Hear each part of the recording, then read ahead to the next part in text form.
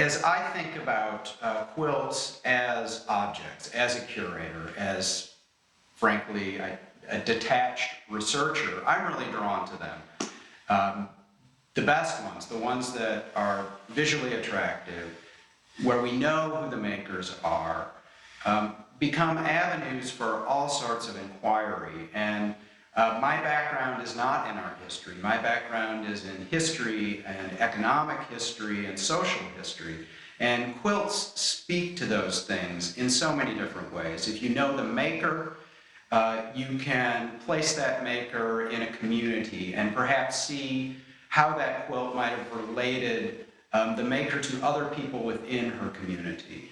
If you're just looking at the textiles that they're made out of, they can tell you so much about the history of textile production in the United States, what sorts of patterns were popular, what sorts of technologies were being used, how those technologies changed. I'm often asked by visitors, by patrons, by collectors of other things, why do quilts belong in an art museum? It's not usually asked in a critical sort of way, but just because they aren't used to seeing quilts always in an art museum setting. And frankly, I hope we're reaching the point where that question really shouldn't be asked. It shouldn't need to be asked. The best quilts, American or otherwise, are great art objects. They're visually engaging. They tell us something about the aesthetic, social, economic context out of which they came, the context in which they were made. I think quilts have suffered a little bit because they fall out of the traditional narrative of Western art history and the study of art history. For one, they were largely made by women. For another, those women were usually anonymous. And thirdly, it's a medium that falls outside of the traditional fine arts, so-called, of painting and sculpture. And I think that's one of the reasons they always have not been given the due that they deserve. And hopefully the exhibition we had here, drawn from the Bingham-Miller family collection, helped dispel that, helped show that quilts are engaging aesthetically, they're engaging historically, that they do tell us something very important, not just about the periods in which they were made and their makers, but about us and how we react to them as great works of art. The goals of the exhibition, Quilts from Kentucky and Beyond, there were several. I think for me, one of my goals was really to show the Kentucky quilts within the Bingham-Miller family collection to their best advantage. The Speed is the state's oldest and largest art museum, and we feel very strongly that we have a responsibility to exhibit, to research, to preserve the best of the state's artistic heritage. And then in terms of organizing the exhibition, my goal was really to focus on the fact that the Bingham-Miller collection is a collection of collections. So we had a group of Kentucky things. We had a great group of 19th century pieced and applique quilts. We had another wonderful group of Amish and Mennonite quilts. And it even went right up into the 20th century with pictorial quilts, which were another favorite area of collecting for the family, and right up through things from the late 1990s as well. And if there's one thought that I'd try to leave any visitor who came to see a quilt was, well, think about this as an object of memory, an object of family memory, the memories of the makers, the economic memories, the residue that's left behind that we can look at. And I think those kinds of objects are the ones that are the most powerful and that can be the most engaging, whether for a curator, for a collector, or for a museum visitor.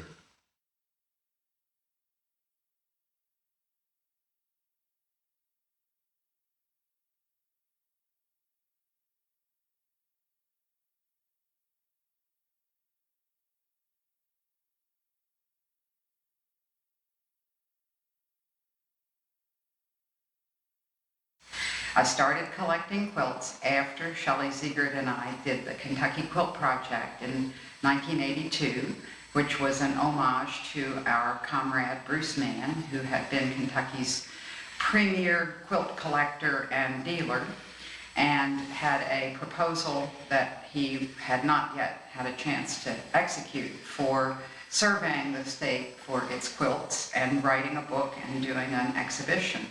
and he was unfortunately killed in an automobile accident.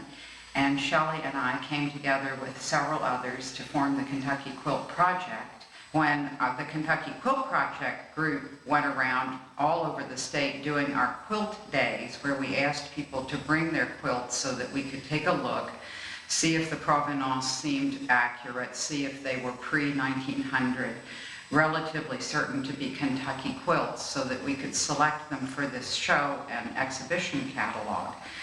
I realized that it was a fragile situation, that the quilts that were being brought to the quilt days were quilts that should stay in the state, and we always encouraged the families to hang on to them and not sell them, but they were likely going to go on the market at some point. So I didn't make a point of attempting to collect any of the quilts that we chose for that project, but I began to look around for examples of fine early Kentucky quilts so that they could be in the state, so they could be retained in the state as opposed to being sold outside the state. So the collection began as a bit of an effort to maintain a Kentucky geographic presence for these important Kentucky quilts. The presenting and collecting process for Eleanor and Rowland was different from a lot of the other collectors that I have worked with, who had specific goals in mind from the outset. Eleanor and Rowland just wanted to see great quilts, and I had access to a lot of great quilts. So bringing them quilts to look at was really easy, because I'd leave them with them, they'd take a look, they'd see if they liked something or they didn't, or if something particularly caught their eye, and that's what they would decide they wanted to have. And that's really where we started. It was a love, a passion for the pieces, particular pieces, that drove the collecting. The process that we developed collecting together was a family effort. It was me and my former husband, and to some extent our children, working with Shelly, and we did it in many different ways. We would see a quilt in a book and we would say, oh boy, that's really good looking, I wonder if we can have one of those. We would say things like, we want a Virginia ivy quilt, you know, which is typical of anybody that does any studying of Kentucky quilt makers. You begin to pick up on who the really famous quilt makers were in the state, and wouldn't it be nice if we could have one of those. And then we also did a tremendous amount of looking at quilts with Shelly, both in her own collection, other people's collections, museum collections, looking through books, referencing them from many, many different sources. And Shelly also would have us over on a regular basis, and she would have maybe as many as 20 quilts, and we would look through them, and she would describe why each of them was something we might want to consider for the collection, and then we would look at them again, and then maybe come back another day and look at maybe 10, and then come back another day and narrow it down to 3. And it was very exciting because we had the benefit of her expertise. During the prime periods when the collection was being developed, the market was ascending fast. And that was in the mid to late 80s. That's when I believe a number of the really great pieces were purchased. In '89, around that period of time, there was a crash in the art market, and there was also a crash in the quilt market. And then, of course, you had the introduction of the reproduction quilts, which had an impact at the lower level, which was not the level they were collecting at in any case. There was a big change in the popularity of quilts and people in the marketplace, collectors and dealers, while we were doing it. And so there was a lot to choose from initially, and it became much narrower over time as quilts had been found in trunks and attics and either sold or not been on the market anymore. The qualities that I find appealing in quilts are the outsider art aspect of them, in that they were traditionally made by men and women, mostly women, but people who were not beneficiaries of formal art training. They also have a tremendous appeal to a wide variety of observers, whether these are children or people that are educated with arts backgrounds, or just people that have a love of seeing something rich and visually exciting. And I like that open aspect of them. There's nothing you need to know, and there's nothing you need to really learn in order to see a quilt and have a strong emotional response to it. Quilts are significant as art objects, just like any other art object. Quilts are just the same as anything else. You're looking at them with the same connoisseurship criteria that you do a painting, a piece of wood, a piece of pewter, a sculpture. When we started out, we liked log cabins. We collected a lot of log cabin quilts, and then went to more complex patterns and ones with some optical illusion, like tumbling blocks, which still fascinates me. Turning it upside down or sideways, the way it looks so different. A quilt is a textbook of women's lives, whether socioeconomically, politically, artistically. There's almost no way that you cannot use a quilt to study what the life of the woman in America in that society was. And also, I like the multi-generational aspect of them, that many of the quilts that we studied and some of the quilts that I collected have had the family provenance through many generations. I like Kentucky quilts because I'm a Kentuckian and a Kentucky collector. I'm not an expert in knowing what quilt signifies what, coming from what region of the country, but I know that Kentucky was in a very special place.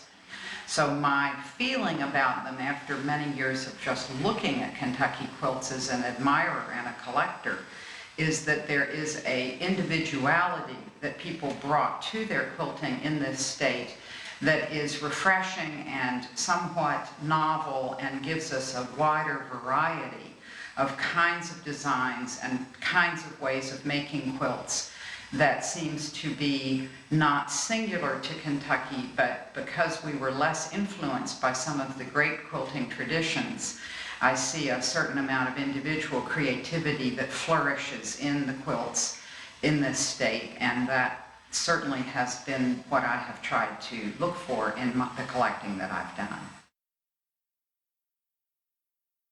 I felt that for my own personal collection, it was really important for it to have a future home. That no matter what anybody collects, it is borrowed. It's all borrowed. And we have an obligation as collectors to assure the future of the objects that we have collected. As far as some general thoughts about quilts and quilt making, it's been a very long and very important and very happy part of my life to be involved with quilts. And I think that in the time that I've been doing this, which has really spanned more than a quarter of a century, the explosion of interest in handmade textiles has been very encouraging. Back in the early 80s, there was an old saying, high tech, high touch, which became a sort of code for the more technologically advanced society becomes, the more it craves a certain connection to the handmade. And quilts certainly benefited enormously from that, if that in fact is a psychological reality.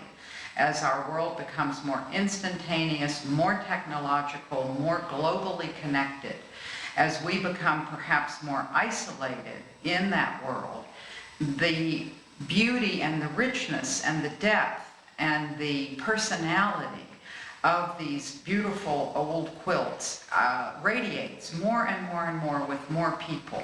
And it's not common in an area that is considered women's art for objects to endure through many generations. And I really honor the fact that these quilts were handed down, and they were handed down with care, and they were handed down with real intention. And they also carry the souvenirs of that family physically with the scraps of material that were used, but also on a more spiritual level. It's a history, a multi-generational history of a family. I don't know another artifact that carries that kind of power. And it gives me a huge pleasure just to look at my quilts and think about some of those aspects.